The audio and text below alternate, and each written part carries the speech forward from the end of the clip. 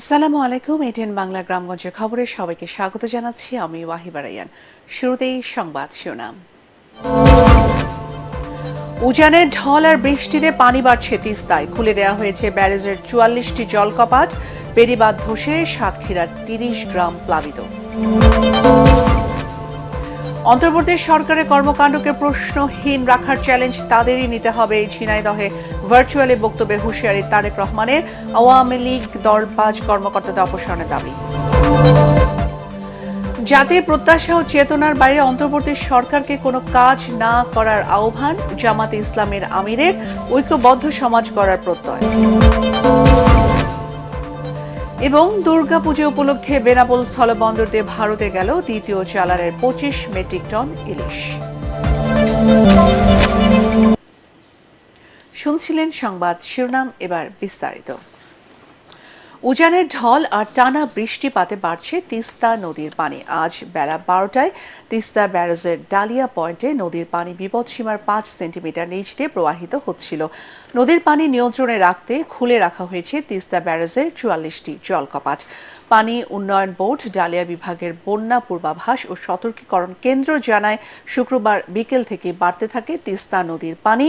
গত ২৪ ঘণ্টায় তিস্তা অববাহিকায় ৬৯ মিলিমিটার বৃষ্টিপাত রেকর্ড করা হয়। এদিকে আকস্মিক পানি বৃদ্ধি পাওয়ায় নদী তীরবর্তী নিম্নাঞ্চলে কিছু পানি প্রবেশ করলেও জীবনযাত্রা স্বাভাবিক রয়েছে বলেই জানিয়েছেন স্থানীয় জনপ্রতিনিধিরা।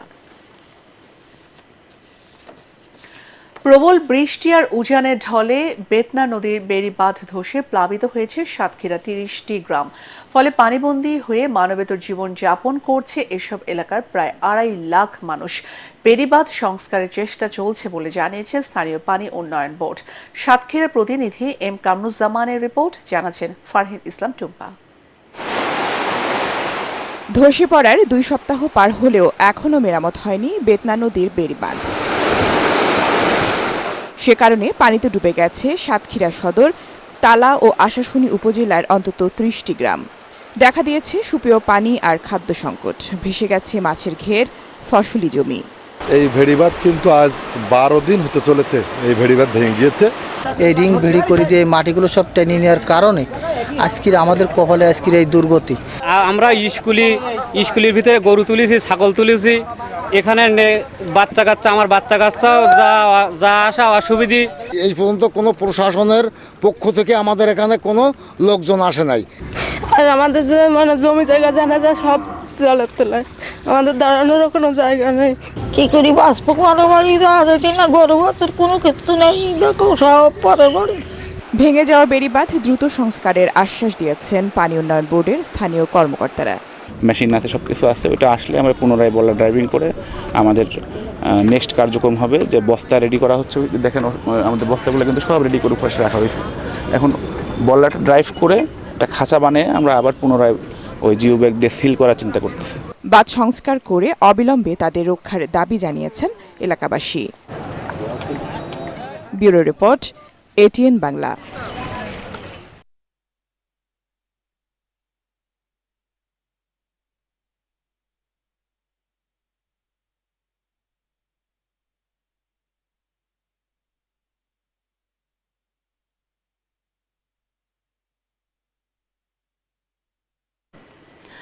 গণহত্যাকারী শেখ হাসিনাকে দেশে ফিরে আনতে অবিলম্বে ভারতকে চিঠি দিতে অন্তর্বর্তী সরকারের প্রতি আহ্বান জানিয়েছেন বিএনপির মহাসচিব মির্জা ফখরুল ইসলাম আলমগীর। গাজীপুরের কোনাবাড়িতে শ্রমিক সমাবেশে তিনি একই সাথে ছাত্র জনতা হত্যাকারী শেখ হাসিনাকে আশ্রয় না দিতে ভারতের প্রতি আহ্বানও জানান। গাজীপুরে পোশাক খাতে অসন্তোষের কথা উল্লেখ করে মির্জা ফখরুল বলেন, গণ আন্দোলনে শেখ হাসিনা পালিয়ে গেলেও তার অনুসারীরা নানাভাবে দেশকে অস্থিতিশীল করার চেষ্টা করছে। নেতা কর্মী সহ দেশবাসীকে সতর্ক ও ঐক্যবদ্ধ থাকার আহ্বান জানান বিএনপি মহাসচিব।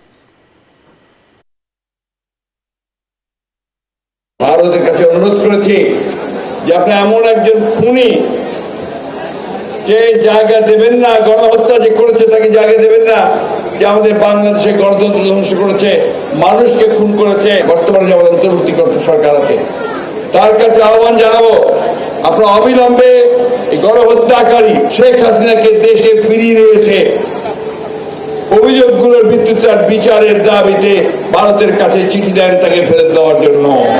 ভারতের কাছে অনুরোধ জানাচ্ছি, দয়া করে এই গণহত্যাকারী, মানুষ খুনি হাসিনাকে দেশে ফেরত পাঠানোর সকল ব্যবস্থা করুন। সরকারকে আবার বলছি, আপনি তার জন্য যে আইনগত ব্যবস্থা আছে সেই আইনগত ব্যবস্থা গ্রহণ করুন। জাতির প্রত্যাশা ও চেতনার বাইরে অন্তর্বর্তী সরকারকে কোনো কাজ না করার আহ্বান জানিয়েছেন জামাতে ইসলামের আমির ডাক্তার শফিকুর রহমান। চুয়াডাঙ্গায় জামাতের সমাবেশে প্রধান অতিথির বক্তৃতায় তিনি আরও বলেন, আবেগবশত দু একটা কাজ তারা করে ফেলেছে, কিন্তু পরে আলোচনা করে সে ভুল দূর করা গেছে, তবে এটা করা উচিত নয়। এই সময় বক্তৃতায় সবাইকে নিয়ে ঐক্যবদ্ধ সমাজ গড়ে তোলার প্রত্যয় ব্যক্ত করেন জামাতের আমির। অন্তর্বর্তী সরকার ভালো কিছু করলে দেশবাসী উপকৃত হবে বলে মনে করেন তিনি। জামাতের চুয়াডাঙ্গা জেলা আমির রুহুল আমিনের সভাপতিত্বে অনুষ্ঠানে জেলা জামাতের সেক্রেটারি অ্যাডভোকেট আসাদুজ্জামান, কেন্দ্রীয় নির্বাহী পরিষদ সদস্য মোবারক হোসাইন, মেহেরপুর জেলা আমির মাওলানা তাজউদ্দিন বক্তব্য রাখেন। অনুষ্ঠানে চুয়াডাঙ্গা ও মেহেরপুর জেলার জামাতের সদস্যরা অংশ নেন।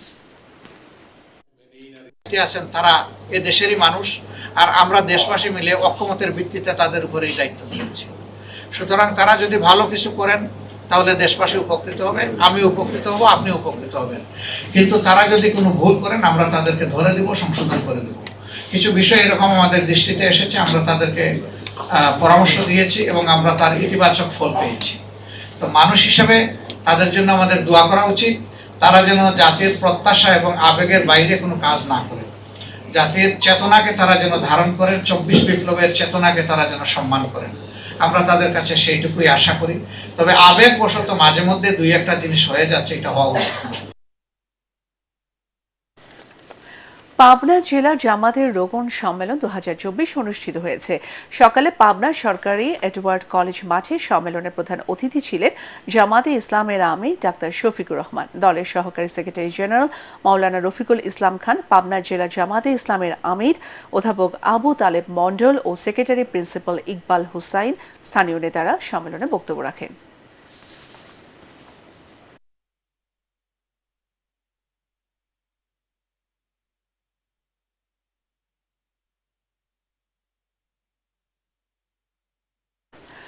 জনগণের অর্পিত দায়িত্ব যথাযথভাবে পালনে অন্তর্বর্তী সরকারকে রোড ম্যাপ নির্দিষ্ট করার কথা বলেছেন বিএনপির ভারপ্রাপ্ত চেয়ারম্যান তারেক রহমান। লন্ডন থেকে ভিডিও কনফারেন্সে ঝিনাইদহ জনসভায় যুক্ত হয়ে তিনি বলেন, অন্তর্বর্তী সরকারের প্রতি জনগণের রাখা আস্থাকে প্রশ্নহীন রাখার চ্যালেঞ্জ তাদেরকেই নিতে হবে। দ্রুত প্রশাসনে আওয়ামী লীগ দলবাজ কর্মকর্তাদের অপসারণ না করলে সরকার মহা বিপদে পড়বে বলেও সতর্ক করেন তারেক রহমান। কামরুজ্জামান রাজীবের রিপোর্ট। বাংলাদেশের ভবিষ্যৎ দেশনায়ক তারেক রহমান। ছাত্র জনতার গণ অভ্যুত্থানে নিহত রাকিব ও সাব্বির হত্যার বিচারের দাবিতে এ গণসমাবেশ করে ঝিনাইদহ বিএনপি। শহরের প্রাণকেন্দ্র ঐতিহাসিক পায়রা চত্বরে সমাবেশে দলের নেতাকর্মী ও জনতার ঢল নামে।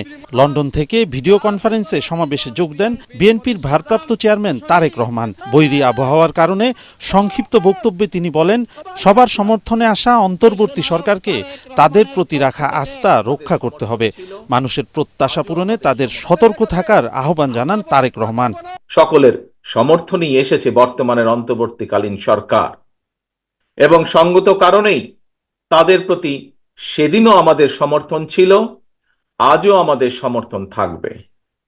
তবে এখানে একটি কিন্তু রয়েছে প্রিয় ভাই বোনেরা, তাদের প্রতি আমাদের আস্থাকে প্রশ্নহীন রাখার চ্যালেঞ্জ কিন্তু তাদেরকেই নিতে হবে। বর্তমানে যে অন্তর্বর্তীকালীন সরকার, তাদের প্রতি অর্পিত যে দায়িত্ব আর সেটা যথাযথভাবে পালনের জন্য যে রোড ম্যাপ, সেটি নির্দিষ্ট করতে হবে তাদেরকেই। তারেক রহমান বলেন, সব পরিবর্তন অন্তর্বর্তী সরকারের পক্ষে সম্ভব নয়। এমন দায়িত্ব নেওয়া তাদের ঠিক হবে না যেটা তারা বহন করতে পারবে না। তিনি বলেন, রাষ্ট্রের স্থিতিশীলতার জন্য জনগণের নির্বাচিত সরকারের বিকল্প নেই। স্বৈরাচারের ফেলে যাওয়া যে দলবাজ উচ্ছিষ্ট প্রশাসনের চলমান ষড়যন্ত্রের কাছে কিন্তু এখনো আমরা দেখতে পাই যে বর্তমান এই অন্তর্বর্তীকালীন সরকার মাঝে মাঝেই অসহায় বা বিপর্যয় বোধ করছেন। এর অবসান যদি না হয় তাহলে দেখা যাবে যে এদের বেড়াজালে আবদ্ধ বর্তমান অন্তর্বর্তীকালীন সরকার ছোট ছোট বিপর্যয়কে একসময় মহাবিপদ হিসাবে নিজেদের সামনে দেখতে পাবেন। শহীদদের আত্মত্যাগ তখনই সফল হবে যখন মানুষ তার রাজনৈতিক অধিকার ফিরে পাবে বলেও মন্তব্য করেন তারেক রহমান। কামরুজ্জামান রাজীব, এটিএন বাংলা। প্রশাসনে এখনো ফ্যাসিস্টদের দোসররা বসে আছে, তারা গণহত্যায় জড়িতদের আড়াল করার চেষ্টা করছে বলে মন্তব্য করেছেন গণসংহতি আন্দোলনের প্রধান সমন্বয়কারী জুনায়েদ সাকি। নারায়ণগঞ্জের মিশনপাড়া এলাকায় হুঁশিয়ারি সমিতি মিলনায়তনে ছাত্র জনতার আন্দোলনে নিহতদের স্মরণ সভায় তিনি এ মন্তব্য করেন। এদেশের মানুষ খুনিদের বিচারের মুখোমুখি দেখতে চায়, তারা কিভাবে আইনের মুখোমুখি না হয়ে পালিয়ে যাচ্ছে সরকারকে তার জবাব দিতে হবে বলেও মন্তব্য জুনায়েদ সাকির। গণসংহতি আন্দোলনের জেলা সমন্বয়কারী তরিকুল সুজনের সভাপতিত্বে অনুষ্ঠিত সমাবেশে অন্যান্যের মধ্যে বক্তব্য রাখেন নারায়ণগঞ্জের প্রেস ক্লাবের সাধারণ সম্পাদক রফিকুল ইসলাম জীবন ও নারী নেত্রী পপি রানী সাহা। জনগণের ভোটে নির্বাচিত সরকার জনগণের কাছেই জবাবদিহিতা করে। এইরকম একটি বাংলাদেশ গড়ার জন্য এই শহীদেরা তারা আমাদেরকে দায়িত্ব দিয়ে গেছে। তাদের রক্তের ঋণ, তার সাথে কেউ যদি আমরা বেইমানি করে তাদেরকে আপনারা প্রতিরোধ করতে ঐক্যবদ্ধ থাকবেন। শিল্পাঞ্চল আশুলিয়ায় বন্ধ কারখানা খুলে দেওয়া ও বেতন বৃদ্ধির দাবিতে সড়ক অবরোধ করে বিক্ষোভ করেন একটি তৈরি পোশাক কারখানার শ্রমিকরা। সকালে বাইপাইল আবদুল্লাপুর সড়কের জিরাবো এলাকায় লুসাকা কারখানার শ্রমিকরা এ বিক্ষোভ করেন। পরে তাদের সঙ্গে বন্ডল গার্মেন্টস ও ম্যাঙ্গো ট্যাক্সের শ্রমিকরা যোগ দেন। এদিকে আশুলিয়ার দোসাইদ এলাকায় অনির্দিষ্টকালের জন্য বন্ধ থাকা সাঙ্গু টেক্সটাইল 2 কারখানাটি খুলে দেওয়া হয়েছে। শিল্প পুলিশ আশুলিয়া জোনের পুলিশ সুপার সারোয়ার আলম জানান, শ্রম আইন ধারায় আজ কারখানা বন্ধ রয়েছে 10টি ও সাধারণ ছুটি ঘোষণা করা হয়েছে 6টিতে। তবে শিল্পাঞ্চলের পরিস্থিতি স্বাভাবিক রয়েছে। দুর্গাপূজা উপলক্ষে বেনাপোল স্থলবন্দর দিয়ে দ্বিতীয় চালানে 25 মেট্রিক টন ইলিশ রপ্তানি হয়েছে ভারতে। দুপুরে এ তথ্য নিশ্চিত করেছেন বেনাপোল স্থলবন্দরের fisheries quarantine officer Mahbubur Rahman. গত বৃহস্পতিবার 20টি ট্রাকে 54 মেট্রিক টন ইলিশ যায় ভারতে। বাণিজ্য মন্ত্রণালয়ের নির্দেশনা অনুযায়ী আগামী 12 অক্টোবরের মধ্যে ইলিশ রপ্তানি শেষ করতে হবে। প্রতি কেজি ইলিশের রপ্তানি মূল্য ধরা হয়েছে $10 বা 1180 টাকা। এর আগে 49টি রপ্তানিকারক প্রতিষ্ঠানকে 2420 মেট্রিক টন ইলিশ রপ্তানির অনুমতি দেয় সরকার। এর মধ্যে 48টি প্রতিষ্ঠান 50 টন করে 2400 টন ও অন্য একটি প্রতিষ্ঠান 20 টন ইলিশ রপ্তানি করবে।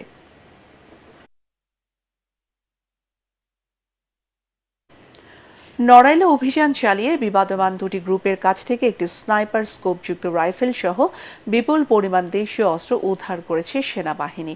এই ঘটনায় 4 জনকে আটক করা হয়েছে বলে জানিয়েছে 20 ইস্ট বেঙ্গল রেজিমেন্টের আওতাধীন নড়াইল ক্যাম্প।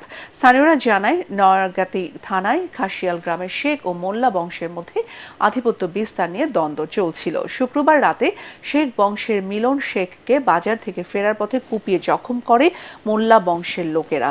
এর জেরে সকালে উভয় পক্ষ সংঘর্ষে লিপ্ত হবার জন্য খাসিয়াল বাজারে আসতে থাকে। খবর পেয়ে সেনাবাহিনী সেখানে অভিযান পরিচালনা করে। এ সময় ঘটনাস্থল থেকে 4 জনকে আটক ও একটি রাইফেল সহ বিপুল পরিমাণ দেশীয় রামদা, ছোড়া, কুড়াল, বল্লম ও চাপাতি জব্দ করা হয়। পাহাড়ের সার্বিক পরিস্থিতি বিবেচনায় রাঙ্গামাটির সাজেক পর্যটন কেন্দ্রে আজ থেকে 30 তারিখ পর্যন্ত আরও 3 দিন পর্যটকদের ভ্রমণ নিরুৎসাহিত করেছে জেলা প্রশাসন। রাঙ্গামাটির অতিরিক্ত জেলা ম্যাজিস্ট্রেট জুবাইদা আক্তার স্বাক্ষরিত এক চিঠিতে বলা হয়, জেলা আইন শৃঙ্খলা কমিটির সিদ্ধান্ত মোতাবেক 25 থেকে 27 অক্টোবর পর্যন্ত 3 দিন সাজেক পর্যটন কেন্দ্র ভ্রমণে পর্যটকদের নিরুৎসাহিত করা হয়েছিল। সার্বিক পরিস্থিতি বিবেচনায় ভ্রমণ না করার এই সময়সীমা আরও 3 দিন বাড়ানো হলো। এর আগে অনাকাঙ্ক্ষিত পরিস্থিতিতে রাঙ্গামাটির সাজেকে আটকে পড়া পর্যটকদের নিরাপদে ফিরিয়ে আনতে প্রশাসনকে অনেক বেগ পেতে হয়েছিল। স্বপ্ন দেখো জীবন গড়ো এ প্রতিপাদ্যে প্রথম আলো ও শিখর যৌথ আয়োজনে যশোর, সিলেট, ফেনী ও ভোলায় 2024 সালে এসএসসিতে জিপিএ 5 প্রাপ্ত শিক্ষার্থীদের সংবর্ধনা দেওয়া হয়েছে। এ আয়োজনে media partner ATN Bangla. Jessore সরকারি বালিকা উচ্চ বিদ্যালয় ক্যাম্পাসে আয়োজিত অনুষ্ঠানে প্রথম আলোর যুগ্ম সাধারণ সম্পাদক সোহরাব হোসেন, সরকারি মাইকেল মধুসূদন কলেজের বাংলা বিভাগের সহকারী অধ্যাপক ইকরামুল কবির ও প্রথম আলোর যশোর প্রতিনিধি মনিরুল ইসলাম উপস্থিত ছিলেন। অনুষ্ঠানে যশোর জেলার 1700 শিক্ষার্থীকে সংবর্ধনা দেওয়া হয়। সিলেটের শাহজালাল বিজ্ঞান ও প্রযুক্তি বিশ্ববিদ্যালয় কেন্দ্রীয় মিলনায়তনে শিখো প্রথম আলো জিপিএ 5 প্রাপ্ত কৃতি শিক্ষার্থীদের সংবর্ধনা অনুষ্ঠিত হয়। অনুষ্ঠানের শুরুতেই জাতীয় সঙ্গীত পরিবেশন করেন শাহজালাল বিশ্ববিদ্যালয় সঙ্গীত বিষয়ক সংগঠন শিকড়ের শিল্পীরা। পরে ছাত্র জনতার আন্দোলনে শহীদদের প্রতি সম্মান জানিয়ে 1 মিনিট নীরবতা পালন করা হয়। অনুষ্ঠানে প্রধান অতিথির বক্তব্য দেন বিশ্ববিদ্যালয়ের সহ উপাচার্য অধ্যাপক সাজেদুল করিম। এতে শিক্ষার্থীদের মিথ্যা, মুখস্থ ও মাদকে না বলার শপথ করান সঞ্চালক ফারিহা ফিমা। সাতক্ষীরায় প্রথম আলো বন্ধুসভা এসএসসি পরীক্ষায় জিপিএ 5 প্রাপ্ত 1300 কৃতি শিক্ষার্থীকে সংবর্ধনা দিয়েছে। বিকেলে জেলার শহরের লেকভিউ কমিউনিটি সেন্টারে এই সংবর্ধনা সভার আয়োজন করা হয়। সংবর্ধনা সভায় প্রধান অতিথি হিসেবে বক্তব্য রাখেন সাতক্ষীরা সরকারি মহিলা কলেজের অধ্যক্ষ প্রফেসর বাসুদেব বসু। চাঁদপুরের নাওপুরা সমাজ কল্যাণ ফাউন্ডেশনের উদ্যোগে কৃতি শিক্ষার্থীদের সংবর্ধনা ও শিক্ষা উপকরণ বিতরণ করা হয়েছে। দুপুরে কোচিয়া উপজেলার নাওপুরা খানকা শরীফ মাঠে এ অনুষ্ঠানের আয়োজন করা হয়। অনুষ্ঠানের শুরুতেই সমাজ বিনির্মাণে মাদকের ক্ষতিকারক দিক নিয়ে সংক্ষিপ্ত আলোচনা করেন আমন্ত্রিত অতিথিরা। পরে বিভিন্ন প্রতিষ্ঠানের শতাধিক কৃতি শিক্ষার্থীর মাঝে শিক্ষা উপকরণ বিতরণের পাশাপাশি বিভিন্ন প্রতিযোগিতায় বিজয়ীদের ট্রফি ও সম্মাননা ক্রেস্ট দেওয়া হয়। জয়পুরহাটের আরামনগর এলাকায় আব্বাস আলী খান মিলনায়তনে অনুষ্ঠিত হল শিক্ষক সম্মেলন। বেসরকারি শিক্ষা প্রতিষ্ঠান জাতীয়করণ, পূর্ণাঙ্গ পেনশন, উৎসব ভাতা, বাড়ি ভাড়া ও চিকিৎসা সহ শিক্ষক কর্মচারীদের ন্যায্য দাবি আদায়ের লক্ষ্যে শিক্ষক সম্মেলনের প্রধান অতিথি ছিলেন বাংলাদেশ আদর্শ শিক্ষক ফেডারেশনের কেন্দ্রীয় জেনারেল সেক্রেটারি অধ্যাপক ABM ফজলুল করিম।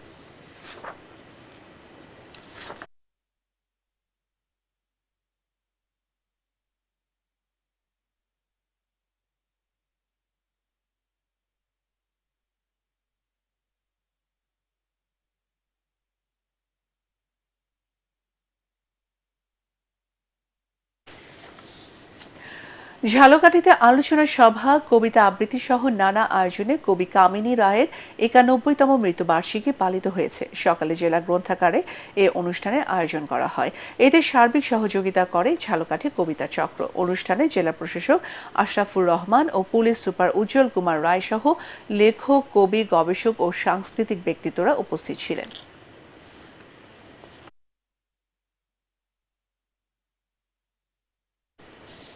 পরবর্তী সংবাদ দেখার আমন্ত্রণ জানিয়ে এখনকার মতো শেষ করছি। এটিএন বাংলার সংবাদ ইউটিউবে দেখতে ব্রাউজ করুন, youtube/ATN Bangla News। ধন্যবাদ।